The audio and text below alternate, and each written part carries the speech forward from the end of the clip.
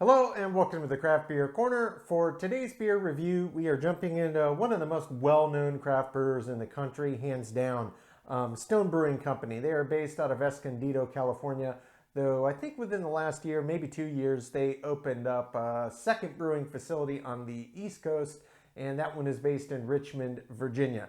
So legitimately, I couldn't tell you out of which location these are brewed. If I had to guess, I would guess probably Richmond, as I live in Florida, and it wouldn't make sense to brew in California to ship out here when they have an East Coast operation. But nonetheless, they are headquartered in Escondido. So Stone is certainly one of the biggest, boldest brewers in the craft movement, have been for many, many years, and are well known for that fact. All of their beers tend to be very big, very over the top. They are coming out with new beers all the time, but they are particularly well known for their very hopped up West Coast style IPAs. And that's exactly what we're going to jump into today. A couple of their more well known West Coast style IPAs.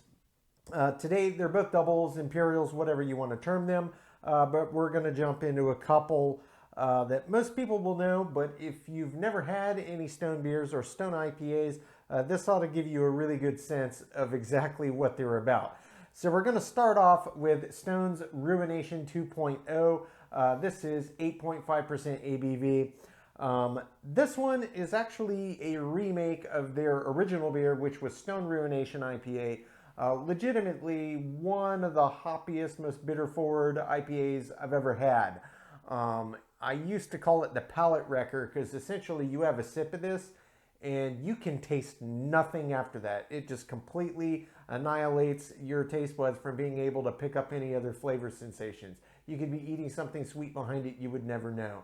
That bitter, that hop forward. So this is their second iteration, which came out a few years ago when they redid the recipe. I don't know if they still make the original Ruination, but this is the modern incarnation of that beer. And then second, again, another double or imperial IPA. This is Fear Movie Lions, and this one also clocks in at 8.5% ABV. So we're taking two big double IPAs by Stone, both at the same ABV, and we're going to see exactly what these bring to the table and how they vary. So without further ado, we're going to get jumping right in with the Ruination 2.0.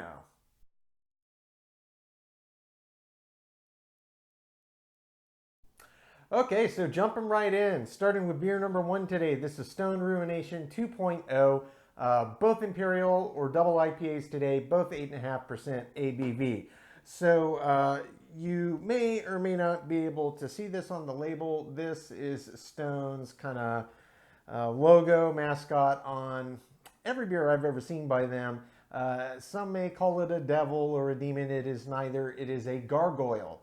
It is the Stone Gargoyle. And they typically have them on their bottle caps as well. So really neat label art. They always give you a really good description of what the beer's about on the back. I'm not going to take the time to read it, but they always have interesting stuff to read on all of their beers. So the first time you ever have a new Stone, if you don't get it on a tap, you buy it to take home. Definitely worth the read on the back just to see what they talk about it. And both of these beers are unfiltered. If that makes a bit of difference to anybody, but let's get this one cracked. Oh yeah. Oh, that's a lovely sight and sound. Let's get this poured straight in the glass. The old Sam Adams glass. These work particularly well for IPAs, I have found. Really lets the aromas come up out of this glass. It's got a great shape for that with the tulip up top. All right, get that one poured in. That is a lovely beer. Now, while it is not filtered, it is unfiltered. It is not a hazy beer. What you see in here is bits of sediment that float around in it due to it not being filtered. So it's going to have some yeast particulates, maybe some hop particulates, maybe even some of the grist particulates. But otherwise, it's a very nice looking clear beer. This is one of those textbook colors you expect to see in an IPA. Now for a double, I often expect them to be a bit more caramelly, and this certainly has a deeper orangey golden hue to it, but it certainly looks well in range for an IPA and a double. Head form, beautifully creamy as you can see here. It is pretty active carbonation wise. You can probably see in the camera it's shooting up, quite active, mostly small and medium kind of bubbles coming up off the bottom of the glass there, and it's certainly part of what helped create this lush creamy head. Let's give it a sniff. Oh, that smells fantastic. It smells like a combination of multiple different hop aromas. Dominant, you get citrus and slightly tropical fruity with a mix of floral, and there's a twinge of pine in the back and just the subtlest hint of kind of an earthy hop aroma. It's kind of got a mix of everything in here. It really smells great. It smells very fresh. So let's just dive right in and see what this one's about.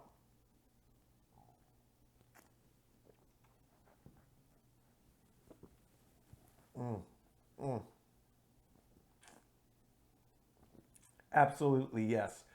Oh, that is a hop lover's dream. Oh, man. It's been such a long time since I've had this beer.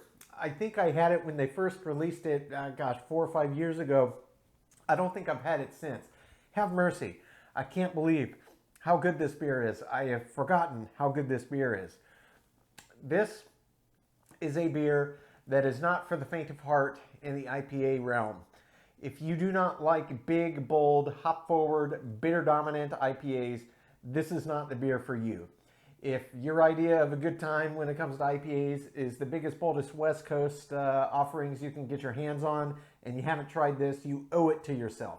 This is one of the biggest, most pungent, most hop-forward IPAs that you can get anywhere. It is hop-dominant. It is aroma and flavor and bitter. It's everything about an IPA that makes an IPA so great, and it's just amplified. This is one of those beers, they turn the dial up to 11. It's just a hop lover's dream. Okay. Wow, that's so good. It's been so long. I'm going to jump back in for Buddy Mouthfeel, and I'm going to explore flavors before I go into the finish dive, because this is quite complex. I want to get it all right.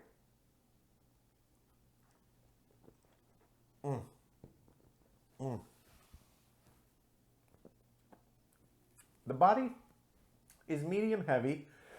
It's definitely got some breadth to it. It's got some substance. 8.5% on a double or imperial, whatever you wish to term it. They're interchangeable. Really, it's no surprise. It's got a good bit of substance to it. You can feel the weight of it in your mouth as it moves around. Mouthfeel, just as absolutely decadently creamy as could possibly be once you start rolling it around the palate. It's silky, silky smooth, and it's got this lush, creamy mouthfeel. That helps add to the sensation of viscosity in the mouth, and it really helps all of those hops just roll all around the palate.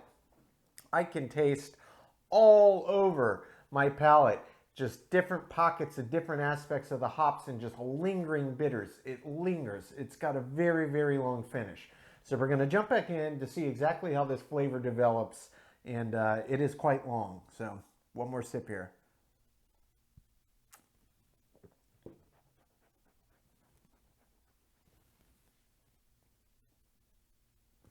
When you first get it in your mouth, there's this subtle slight sweetness to it that probably comes from the malt bill, and it accentuates the fruity character of the hops that are in this beer. I kind of am getting a mix of citrus and maybe some tropical fruit. I know it sounds weird in an IPA. There's the slightest hint of a banana-like flavor, and it could be peach that I'm tasting with this as well and mixing with citrus, and then it opens fully into very heavy kind of pine and earthy, a mix of pine and earthy hop flavor profiles.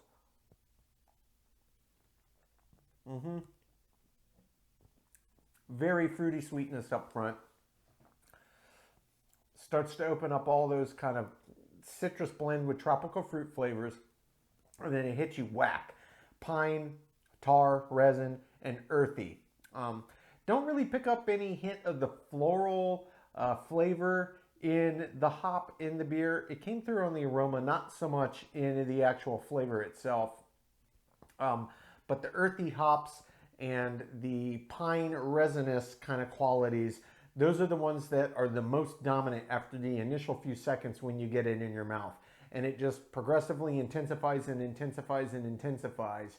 And from there, it's pretty much a steady ride down the bell curve, but it's a very high peak and it's a very long, steep, slow descent. This bell curve runs way out the side of the view on the camera for sure. It is just lingering all over my palate. Just delicious, complex, beautiful bitters and just hops, just hop essence all over the palate. And this is not a beer where, other than the subtle sweetness you get up front from the malt, really, this is not a beer about the malt bill.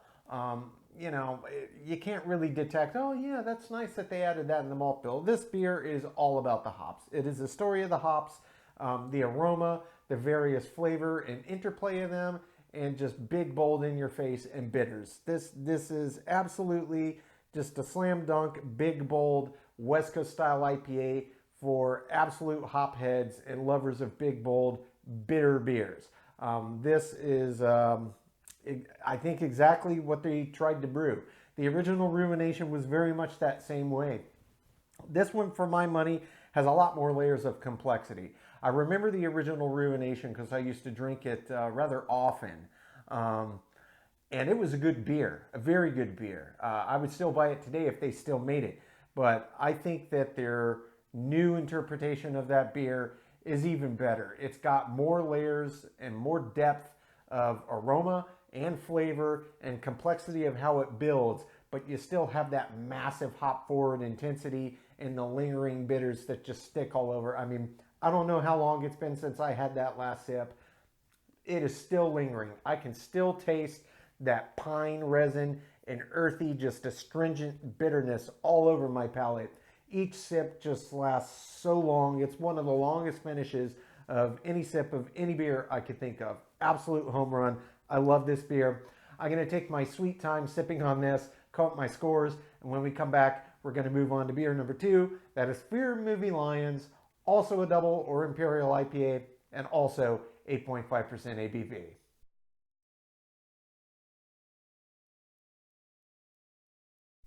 Okay, moving on to our second beer of today's Stone IPA review, Imperial or double IPA review rather. This is Fear Movie Lions. This one, just as the first, is an 8.5% ABV. So, and just as with the first as well, it's got a little kind of blurb on the back where they give you some info and history on the beer and et cetera, et cetera. Yet again, you can see the classic Stone. I'll try to angle it so it's not giving a glare from my set lights here. It's got the classic Stone gargoyle right there prominently placed on the label. I gotta say, it's a very clean design on this can. It looks really nice. But let's go ahead and get this one cracked. I am really anxious to see how these two beers compare, being they're both unfiltered double IPAs at the exact same ABV, and both by one of the great IPA masters, in my opinion, that is Stone Brewing. They really do them well. They don't hold back. They're not for the faint of heart. Even their milder ones are significantly more bold than your average IPA offering. Wow, that formed a really fantastic head. I won't be able to get this full beer in there. Well, I can't anyway. It's a pint versus my just shy of 12-ounce glass. Looks great. Already visually, you can tell there's perhaps not in the camera, but there is quite a bit of difference in terms of hue on this beer. The color is a much deeper amber than the prior was. Carbonation-wise, it looks pretty much the same, except this is maybe a bit more active, and the carbonation bubbles are a heck of a lot more fine. I only see a handful of medium, not even a hint of any large bubbles at all in there, and very, very tiny fine bubbles, which yet again, I am sure helped contribute to this absolutely lush creamy head. That is just creamy and dense. It's marshmallowy. And how fluffy it is on top. Looks really great. That thick and dense of a head, I'm not sure if I'm going to be able to smell this beer all that well, but I'm going to try. Smells great. Completely different aroma from the prior beer. This smells a lot maltier. There's a lot more malty sweetness. You can still pick up the hops, but it smells a lot more malty. There's a lot of deep caramel that comes through in the aroma on this one. I'm gonna jump back in for the hops, see if I can pick them out. Smells very strongly of tropical fruit and citrus. That's the two dominant hop aromas that come through. I would say tropical fruit's about 65 and citrus is about 35 in terms of ratio on the aroma, and just ton of caramel. Malty caramel, that's what I'm smelling on this. And I wouldn't be surprised if they utilized at least some portion of caramel malts in this malt bill for the grains with which they brewed, as it does smell quite strongly. And yeah, it really is a lovely aroma. The way that that caramel and sweetness pairs with that fruit and citrus aroma, it really smells fantastic. This is such a thick, lush head. I almost hate to do it, but I'm going to break this down just a tick so I can jump right in this one. Oh, it's so thick and pillowy, it just doesn't even want to break down, even when I'm agitating it. Gosh, that is thick, thick foam. Got a little preview there. I'm not going to spoil it. Going to jump in for the full dive, so let's go ahead and do it.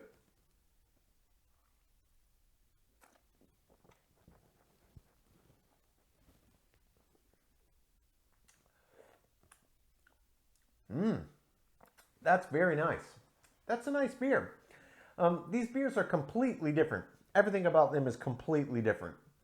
From the layers and aromas that come through in the top, and certainly in appearance, they're not completely different there. This one's definitely significantly darker, but flavor-wise, completely different beers. This seems to me like, while it has clearly a lot of hops, I think that the bulk of what they did was dry hopping so as not to extract as many alpha acids into the actual finished beer. So it's full of hop flavor and aroma without imparting an insane amount of bitters. Indeed, I would not even say that this is quasi-bitter. In terms of bitters, it's exceptionally mild. In fact, it almost has this candy-like sweetness to it. Not akin to, say, a milk stout. It's not sweet like that. But in terms of an IPA, this is about as sweet as they get, really.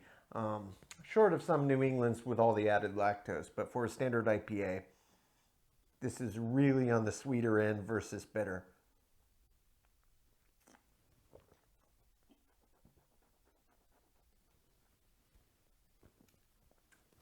Body again is, this one's probably on the high end of medium, less medium heavy, high end of medium. That's the way that it feels. But it feels like it has a little more viscosity to it. Yet again, mouthfeel wise, is very, very creamy. It's just silky smooth. But it has naturally a bit more viscosity before you start to roll it around the palate. And then it really starts to thicken and cream up. And it's just silky. It's absolutely silky. It feels like almost like a cask ale pull with how creamy and silky that it came out. Really, really fantastic mouthfeel. Nice body. I would expect it to be a little bit bigger than it is, but it's still a nice body to it. I'm going to jump back in and explore how this flavor develops and finishes.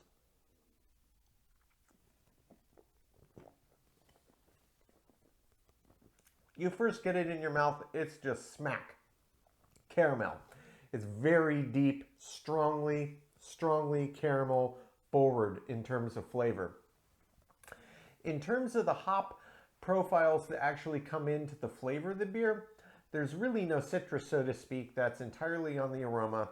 There's not much in terms of fruitiness. There's just a hint, but I'm not sure it's actually coming from the hop so much that it is different elements coming out of the malt bill. I would say it's probably leaning towards tropical fruit. I can't pinpoint exactly what I think it tastes like because the caramel's so strong. I can tell it's there, but I can't pinpoint exactly what I think that the fruit might be. Flavors that are coming through. Obviously, it's not brewed with fruit.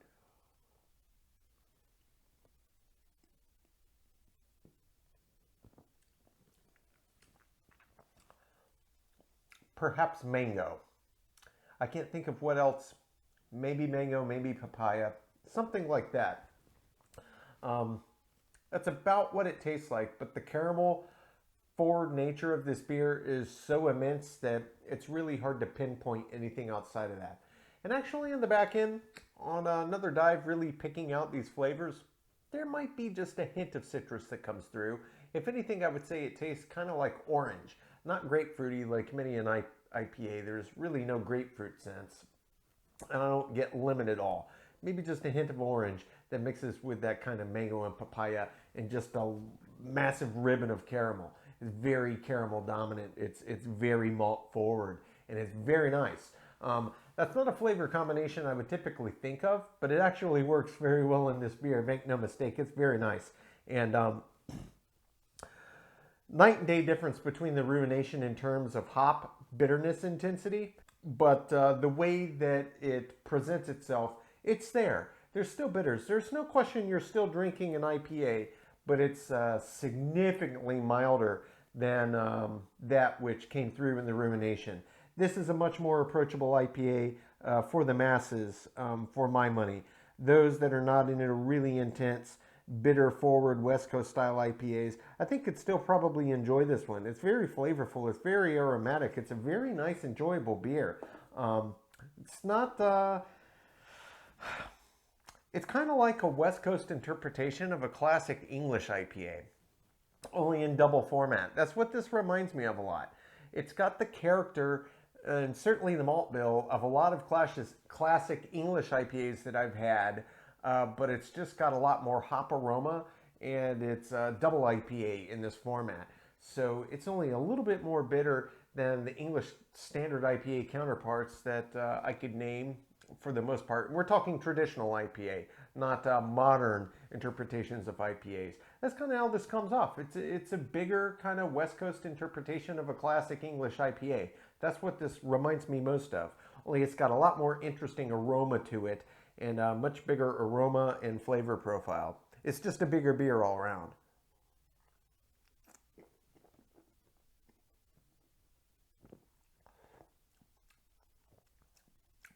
Yeah, I stand by that. I think I pretty much told you everything of any importance that I could mention here. Just one different comparison between these two. This does have a nice finish, but it's not anywhere near the length of on the Ruination 2.0. There's just not enough alpha acids that have been pulled into the base beer to have those bitters lingering around. It's much more a story of the aroma, the flavors that come through from the hops and the malt, and how it all mixes together. It's very well balanced. It's very enjoyable. I'm going to take my time, sip on this one. I'll call up my scores, and when we come back, we will get both beers ranked from top to bottom.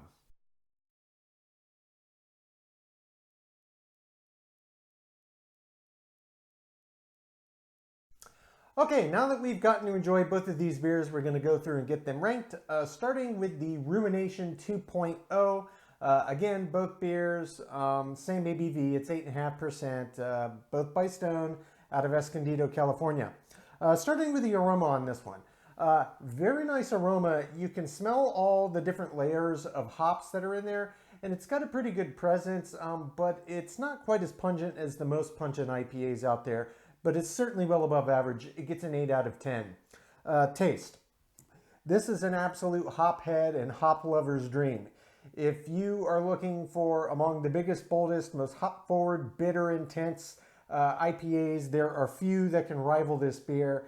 As an IPA, it is really a wonderful example of how intense the West Coast interpretation of the style has taken the hop into the beer.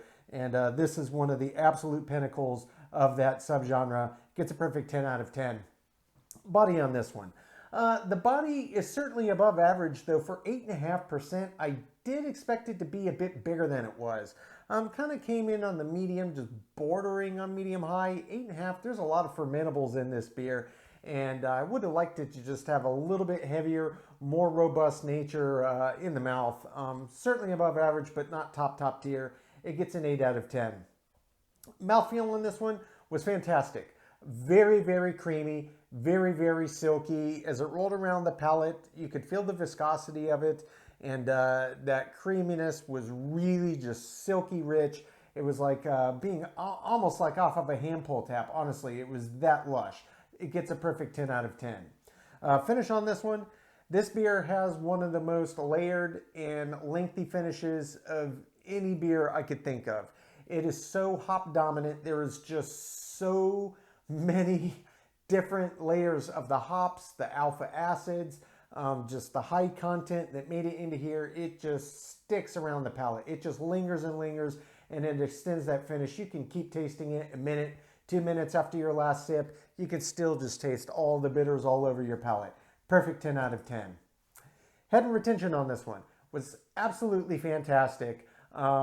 It was just lush and creamy and pillowy and thick as could be. Gets a perfect 10 out of 10 there. For the appearance, this was very much what I expect an IPA to look like. It was in standard IPA range and certainly looked great for a double as well, or imperial, whatever you want to term it, but perfect color range, perfect appearance, and it was not a hazy, so you know it wasn't intended to be. It gets a perfect 10 out of 10. For the balance, this beer is really an exercise in the balance of aromas and flavors and bill and what they're trying to do with it. For their intended purpose, this beer is perfectly balanced, and I do give it a 10. Compared to an average IPA, it might be a little over the top in terms of really what you can and what you can't detect in the malt bill. But for what they're going for with this beer, I can't fault it. It's all about the hop, and it's supposed to be. It's supposed to be as big and bold and intense and in your face, you know, and it succeeds in that mission. It gets a perfect 10 out of 10. Feeling in the intangible. My subjective category, you probably already guessed, as a massive hop head and lover of all things hop and bitter. It doesn't get much better than this. It gets a perfect 10 out of 10. Finally, as an example of the style, there are many, many IPAs out there. There are many, many West Coast style IPAs out there. But this is the Imperial, the double version, and there aren't that many out there that can still keep the hop intensity without the malt bill overriding it. This really, I mean, it probably has some peers, but I would be hard-pressed to name but the tiniest handful. I mean, this is just one of the best examples of how to do a West Coast style Imperial that is still big and bold and hop forward as there are. It gets a perfect 10 out of 10 for me. That brings the total score on the Ruination 2.0 to a 96 out of 100. This is just one of the top hop lover IPAs out there. It just is. Well-earned score. Moving on to Fear Movie Lions, the number 2 in this comparison. Still double Imperial, 8.5% ABV, still an IPA. The question is, how do these beers compare and contrast? Well, they're quite a bit different, and we'll go through the rankings and the explanations as well. Aroma-wise, pretty much just like the Ruination. It was nice. You could smell a lot of the hops, you could smell the malt bill, but it wasn't super duper pungent. It was certainly well above average, but not top tier. It gets the same score as the Ruination. It gets an 8. For the taste on this is enjoyable. It is a very good tasting beer. The problem that I have with this beer is it had a lot more caramel forward malt essence than it did hop forward hop essence. It had some bitters, but it was very, very tame, especially on the heels of the Ruination. It gets still above average though, because it was a very good beer, 7 out of 10. Moving on to the body. The body was not dissimilar to the Ruination, though I actually found that even though this seemed to have a much greater malt presence, same ABV though, the body actually felt a little less robust than even the Ruination. It was above average, but not quite where I expected to be for the ABV. It gets a 7 out of 10. Mouthfeel, just like the Ruination, it was perfect, lush, creamy, silky. It gets a perfect 10 out of 10. Finish on this beer. It had a nice finish. It was above average, but comparing these two is almost like comparing apples to oranges. This did not have enough alpha acids that made it into the base beer to really keep lingering all around your palate and have it extend the length of the finish anywhere near the level of the Ruination. Indeed, this is almost in a league of its own. But this was certainly well above average, and it was good for an IPA. I gave it a 7 out of 10. Head and retention, same as the Ruination for the same reason. It gets a perfect 10 out of 10. Appearance-wise, this one was admittedly a little bit darker, but it was still perfectly in range, not only for an IPA, but especially for an Imperial. This is actually really about the textbook appearance that I expect from an Imperial. It's a little more darker hue. It's got a little more caramelly, ambery color to it, and that's very prototypical. It gets a perfect 10 out of 10. Moving on to the balance. This was a well-balanced beer, particularly in terms of being able to get both hop aroma and flavor and malt bill aroma and flavor. The problem that I had with it was a problem that many, indeed, I dare say almost most Imperial and triple, quad, however many, they want to throw fermentables in it to boost up the categorization for IPAs, is it does drown out the hop. Not to say that you couldn't taste it here, but the hops did take a bit of a backseat to the very caramelly forward nature of the malt bill, and it certainly drowned out the bitters, which for an IPA is a no-no in my book. It was still good and a very good beer, and a testament to how good that it actually was is the score, because I did give it above average. I gave it a 7. Filling in the intangible. I really enjoyed the beer, but I come back to the classic problem that happens so often, and indeed seems to be the norm with Imperial IPAs. The malt bill, the caramelly nature, there's so much in there to boost the ABV up that the malt overpowers the hop. As pungent as hops can be as an ingredient, they are kind of delicate when we're talking about ratios, and the malts can easily overpower them in a beer, and it did happen here a bit. You still got some bitters, you still got some character, but the malt was more front and center than the hop. I still enjoyed it. I gave it a 7 out of 10. Finally, as an example of the style, for an Imperial IPA, this is a good example. I don't think it's upper echelon, but I do think it's above average, and really it's all related to the same thing you'll hear me say over and over again. This was a good example of why I say the things that I do. There are many examples. In fact, I could almost pick blind, just picking off the shelf, random Imperial IPAs, and almost without fail, at least 4 out of 5 are going to have that same characteristic. They boost the ABV up to that point that the malts overpower the hops, both in terms of aroma and flavor and bittering. And that just shouldn't happen in an IPA, especially when you're making it bigger and bolder. Do what you got to do to extract more alphas in there, but you know that the malt bill is going to have a propensity to overpower the hop, which is the star of the style. Just get more alphas in there. That's the only way to do it. You've got to extract those acids and get them in the base beer, or the hops and the bitters are going to get drowned out by the malt. But it was still a very good beer, and I do think in terms of an Imperial, it was above average. It gets a 7. So that brings the total score on Fear Movie Lions to an 80 out of 100. So we're looking at a 16-point spread here for 2 IPAs from the same brewer in the same ABV range, identical in fact, but they are completely night and day different beer drinking experiences. So this is very much an outlier, and this is relatively prototypical, albeit I do think it's better than the average Imperial. But this is an outlier. They're not normally that hop forward and pungent and bitter forward. So completely different ends of the spectrum, a little bit of something for everybody. Ladies and gentlemen, that's today's review. As always, I sincerely appreciate you tuning in. Please don't forget to like, comment, subscribe. You know the drill by now. If you want to keep in the loop when our videos go live, you can click the notification bell icon. It is right next to the subscribe button. Until next time, keep it beer, keep it craft. We'll see you on the next one. Cheers.